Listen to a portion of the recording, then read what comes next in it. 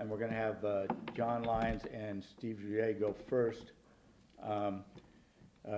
John actually has a long history, 30-year history in power generation experience. He has worked with AVEC, TDX, and is now at Marsh Creek. In that 30 years, he's been involved with remote power systems all over Alaska, diesel generators, wind turbines, a number of other renewable sources, and is currently the division manager of alternative energies at Marsh Creek. And they're involved in a number of projects. So John's here. And Steve is going to come up as well. Steve Jouret is president and founder of Sustainable Automation. He holds a BSME from Brown, was a long time at NREL, has experience in wind farms, and has been in this business for a long time, involved in a number of Alaskan projects on the control side. And he's working with John on a number of these projects. So I'll turn it over to them. Yeah, thanks, Ito. It's always nice to follow one of the old mossbacks in the industry. It just sounds better than old guy to me, but thank you. Well, we'll get started here. First, I guess I'd like to make a couple of introductions. I think perhaps Nathan Hill with, Nathan Hill. You here, Nathan? Nathan is the tribal administrator in Kokhanok. They introduce him. And Lamar Cotton, who's the borough manager of Lake and Penn. These two fellas actually conceived the wind project in Kokhanok that we're currently involved in building. So we'll get started here. Let's see, Steve. Also, Maggie McKay with Marsh Creek and Travis Hammond. Maggie has been involved with me on sort of day one as the project coordinator, and Travis is involved in our wind group as well, helping with process on design and construction in the future. One of the things that we're going to chat about just briefly is, while Hito made a great introduction on process, sort of a lead into what we're actually building. I want to chat a little bit about, just briefly about Marsh Creek, because I don't have a lot of time, and I want Steve to talk a little bit about the secondary load controller and his process. Marsh Creek, we're an Anchorage-based company. We're 51% owned by the Kaktovik Native Corporation, giving us our 8A status. We have headquarters in Dead Horse, Kaktovik, Hawaii, and in Honolulu. There's three basic divisions in Marsh Creek. We have the alternative energy, the energy group, which I represent. We have a group that represents renewable cleanup group, takes care of a lot of our remote cleanup activities, and a telecom group as well. Before we actually get in talking about the project, I think it's important to chat a little bit about what does it mean to build a renewable project in a community. With remote operations and sort of uniqueness to the utility management within these individual communities where they're not part of a sort of a separate, more organized cooperative like AVAC, for example, one of the things that we worry about to some degree is bringing in a renewable and maybe complicating more the actual operations in the utilities. They don't have the sort of infrastructure and to a degree all the other protocols that you could pull from a larger organization. But my hat's off to Kokhanok. It's well organized within a Lake and Penn borough. Those folks do a great job. Nathan is taking the bull by the horn, making the utility work. They have a good infrastructure for maintaining their system with a trained power plant operator. The other thing that seemed to really help is that the AEA had built a power plant, a new power plant, in about 2005, 2006. And from a developer standpoint, this was sort of a great opportunity where you had a nice little power plant. It was well thought out, it was well designed, and it was well built. So integrating a renewable into an existing system like that made it relatively easy.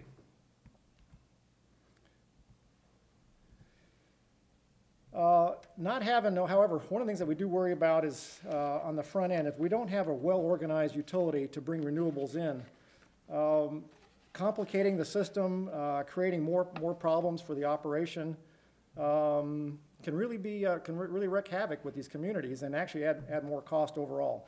So we really expect that as we move forward with our hybrid projects, as Hito mentioned, well thought out, well managed, well developed projects will certainly help the projects succeed all around. Kokhanok is a tribal-owned utility. Where's it located? It's on Lake Iliamna. I'm not sure if everybody's familiar with the geographics of Alaska, but Lake Iliamna, Kokhanok's located on the south shore. accessible by mostly air, and when the river is navigable, you can get fuel and materials and equipment up the Kwijak River. However, most times, the fuel has to be flown in, creating an extra expense. Let's see. So how does a utility like Kokhanok sort of get a better handle on their operations? Well, one way to do it is to make sure they can collect all the revenues. Marsh Creek installed a prepay AMPI system here a number of years ago, and what that allows the utility to do is sort of pre-collect for services. So it gets a better handle on their revenues. They can actually not worry about collections and all sort of things that go along with customers that are delinquent. Talked a little bit about increased efficiency in their power plants. Again, with the AEA power plant was built a number of years ago, substantially improved sort of the base operations. So why was it decided to put wind in a place like Kokhanok? Well, in 2008, their fuel cost was $7.20 a gallon delivered. So in 2009, the Village Council and Lake and Penn Borough committed to developing a very nice Class 6 wind on the shore of Kokhanok. The borough issued an RFP that year, and in 2009, Marsh Creek was awarded the contract to design, build, and construct. So through 2009, early 2010, we did our engineering, ordered materials for long lead items, and began construction in 2010, with completion of the project, construction I should say, in October of 2010. Now here we are, we're in March of 2011. While the mechanics and the construction are complete, Steve and I are still going through the testing and commissioning. So what's the process consist of? We elected to use for the project 2 remanufactured V17s. The turbines are rated at 90 kW for a total of 180 kW aggregate for total wind capacity. They're on 85-foot lattice towers with a 17-meter or 56-foot swept area rotor. The turbines were manufactured by Vestas originally in 1991. They came out of Denmark. And it's sort of an interesting thing that's happening over there. They're pulling down, most manufacturers or wind turbine operators, developers are pulling down small turbines, recapturing that footprint and putting up much larger turbines. So there's thousands of little things available. So we bought 2 turbines from Halus. So the turbines came from Denmark and it went to California for a complete remanufacturing process. I was hoping Halus would have been here today. He could have, Lewis could have chatted a little more about his specific process. So we'll just kind of briefly, whoops. Oh, there it is. So what's the remanufacturing process? Obviously, when they come out of Denmark, they have different frequencies, different voltages, and so we have to convert those to be consistent with the US standards. So the generators are rewound, the braking system is rebuilt, yaw motors and gears are replaced, new bearings installed in the high-speed shaft, remanufactured gearbox, and if anything I could say that everybody worries about gearbox, and we worry about those as well. Just because they have typically a high failure rate. The gearbox in this particular turbine is rated for 325 horsepower and has a similar gearbox they use on much larger turbines, up to I think 120 kW. All the Vestas, the original the original relay-based controls were replaced with state-of-the-art web-based controls. The blades were painted black to aid in de-ice. All the bolts and fasteners are replaced with stainless steel. And at the time, Halus offered a 1-year warranty. We have now changed that to a 2-year warranty. And I will say, too, we're not sort of stuck on the rebuilt turbine. It just happened to fit this particular application. We try to remain somewhat vendor neutral with regard to turbines and select one that's best suited for that particular project.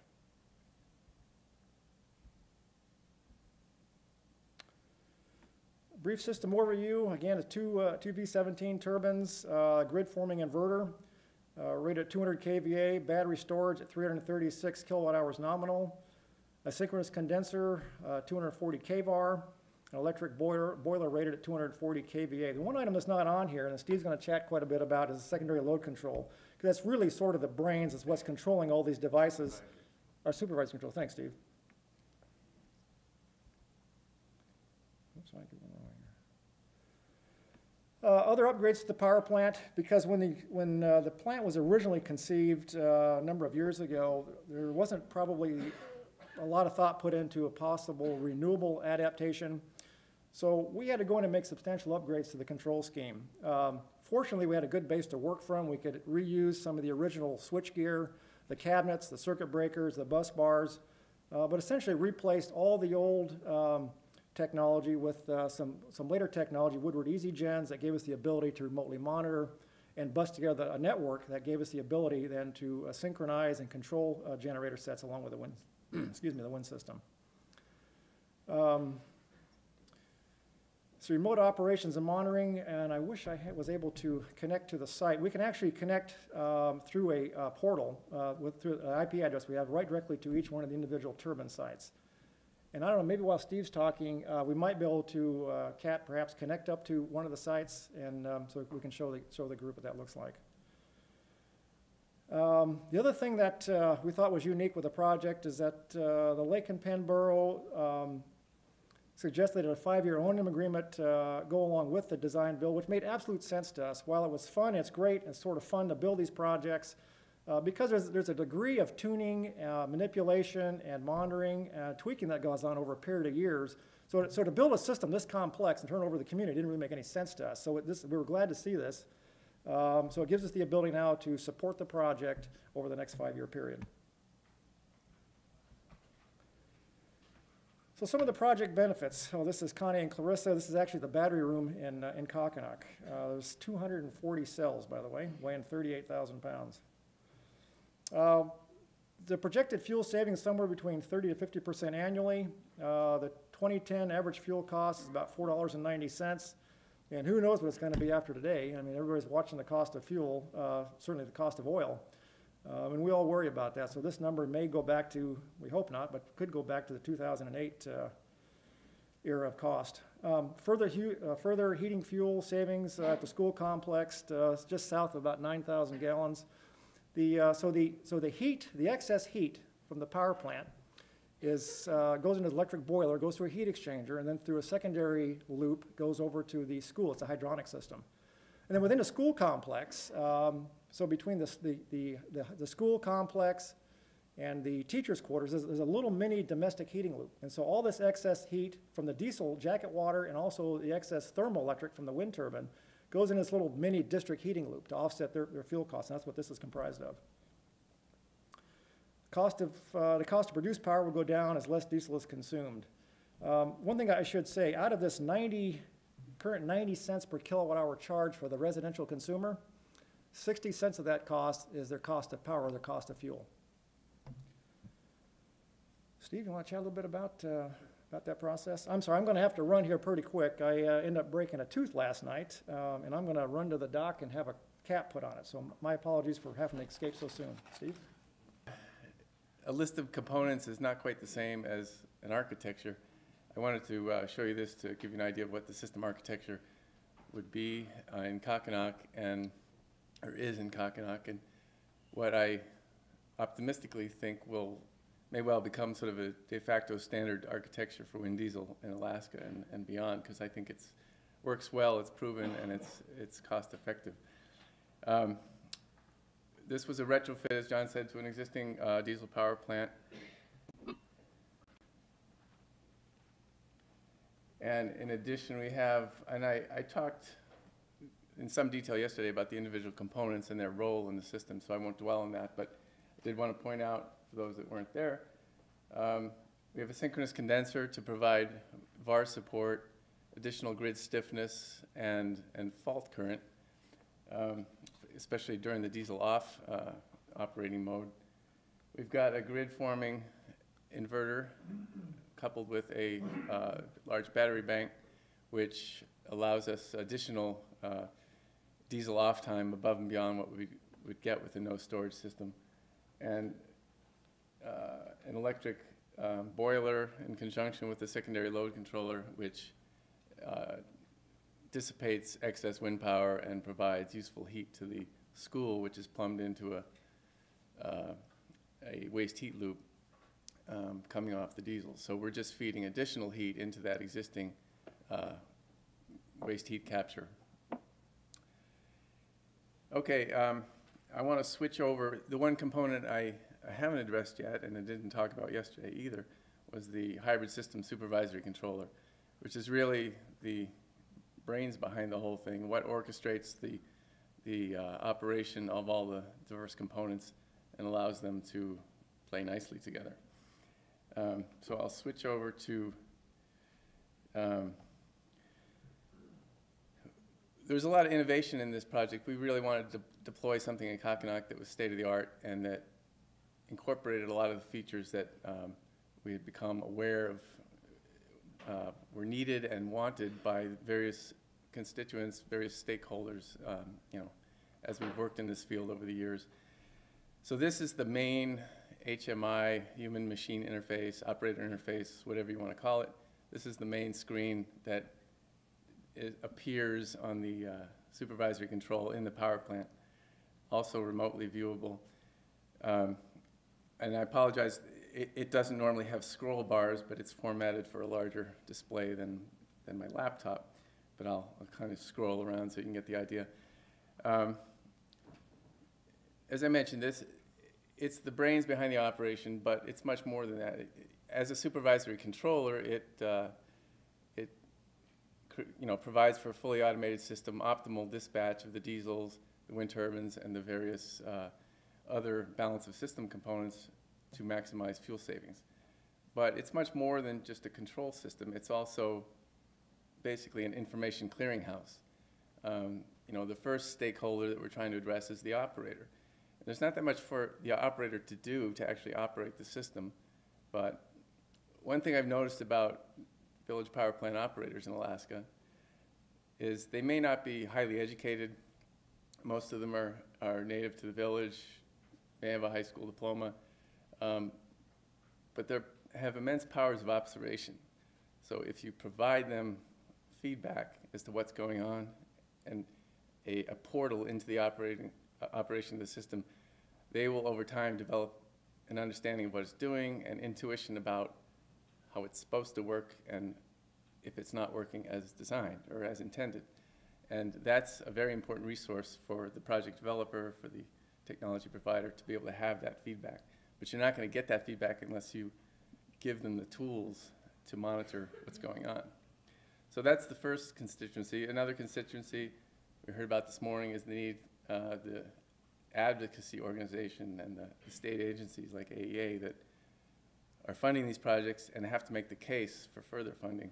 So we've tried to incorporate extensive data logging and report generation, both to be able to create a customized report on the spot manually, but also once you have a format like AEA has some standard reporting formats, the village has to report certain data monthly for their PCE requirements. All that can be automated and sent to the intended recipient on a monthly basis.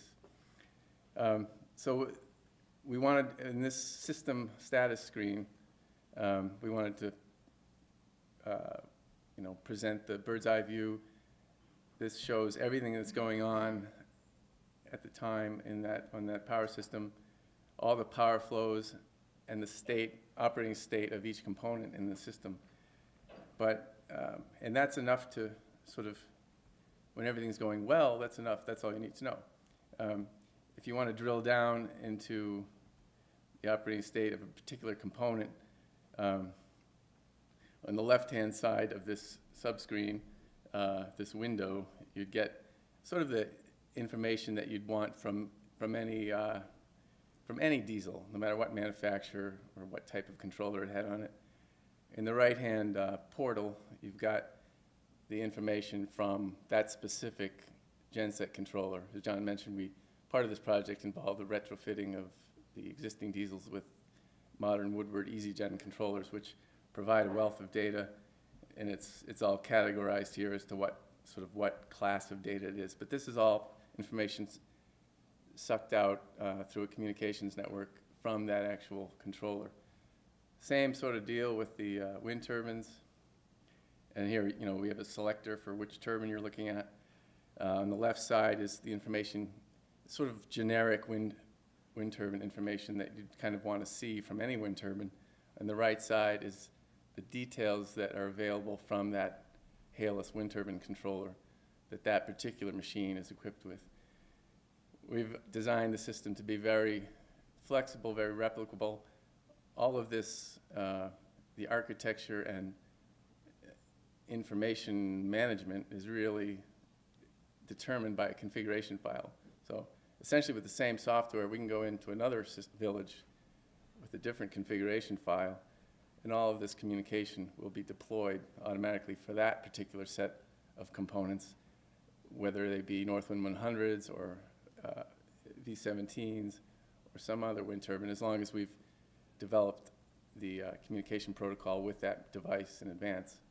And then, based on the configuration file, the status display appropriate to that particular machine will automatically display.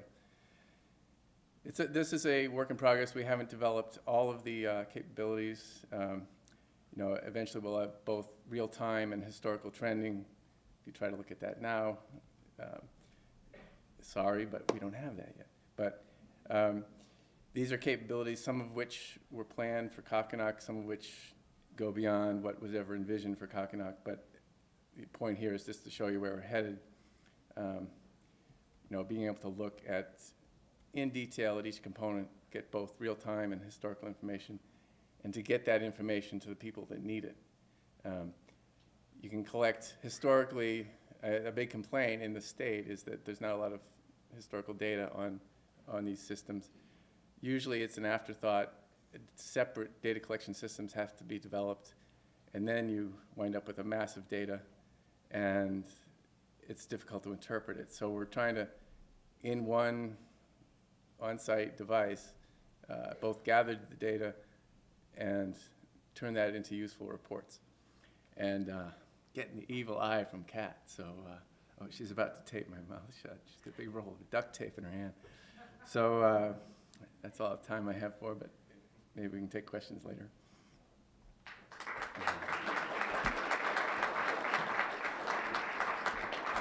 Why don't we do a few questions? So why don't we take a minute, just do a couple questions? I had a question about the excess heat loop. I was in several communities at a time of year when it was cooling off outside, and in the schools, I'm sorry, most of the schools, it was excessively hot. And I'd asked staff, and they said, "Oh, we're getting this excess heat from the power cut." So I wondered, is it at either 100% on or 100% off? Because it seems like you can't control, or there's controls aren't there to add that heat at a comfortable temperature. It's either, I mean, I wasn't in anything less than 80 degrees. It was like staff was walking around with water clothes. And that was in communities with some with turbines and some without. But when I inquired, I was getting, oh yeah, this is excess heat, but it's not controllable. Well, I can't speak to those specific villages, but in general, that should not be the case. The school is thermostatically controlled, just like it would be if it was on its own boiler. We're feeding in as much heat as the system has a demand for, just displacing the fuel that would be burned in its own boiler. And once the loop reaches a certain operating temperature, so once that district heating loop reaches a certain operating temperature, which it will if there's no demand, then you don't put any more heat into that loop. And so what you're describing is bad design or bad operation or something, but it's not the way it's supposed to be. Let me just comment one more. It's the other thing too that what you might want to do is talk to the school maintenance folks or your school district. Here's what we're doing in Kokhanok. The school district maintenance guy had a similar concern about how we're going to control the excess heat. It's going to be dumped on us. What do we do? Well, he's actually installed a system where he's actually monitoring the temperature in all the different facilities. So he's looking at the temperature of the heat loop coming into the boiler room and the heat loop going out of the boiler room. He's actually monitoring that remotely. And so we're actually talking back and forth now to make sure, because one of the things that we worry about is set points on the boiler to make sure that during times of light wind or light heat that gets transferred through the heat recovery system, he's not actually heating the loop and sending heat back to the power plant. So you want to make sure that whoever your maintenance guy is or who is ever in charge of that particular facility, make sure they understand that and maybe put them in touch with the utility operator as well. Yeah, I was visiting, but I was curious because I wasn't in a single facility that I thought was comfortable or conducive to using your brain in as a child. And it was nasty, really old schools that needed to be replaced, as well as really new, like in Hooper Bay, and Nunamikwa is relatively new schools, and turbines are there. So, I mean, if I have some background in this, but if the average person is just seeing horrible heat management, you know, it's not looking good for renewables or energy in general. Well, the good news is you have plenty of heat. Yeah, it shouldn't be a problem, but yeah, it was really, really uncomfortable in most of the schools. So we have any other questions for these guys? We'll let John get out of here and get back to the dentist. Thanks. Okay. All right. Thanks a lot.